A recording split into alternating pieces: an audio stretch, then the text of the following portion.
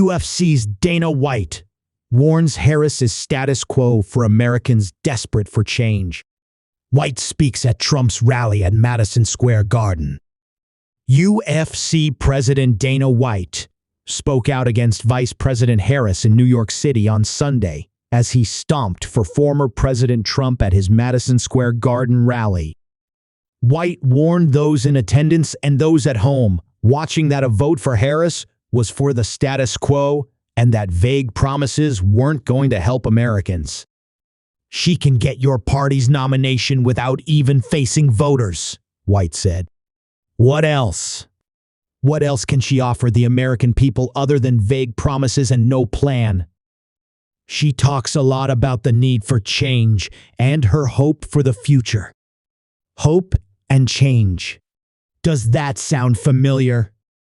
She can use the old Obama playbook, but she's not Obama, and she is no agent of change.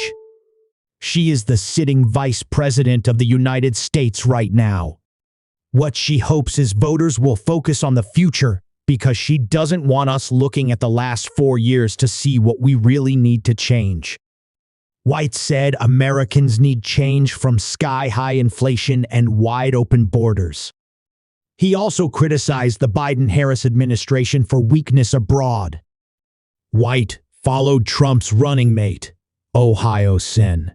J.D. Vance, about Harris's answer on The View when she said there was nothing that came to mind after getting asked what she would change over the last 4 years. "So, don't take my word for it. Take hers." "She will not change a thing," White said. "Hope is nice. But hope is not a plan. Change is needed.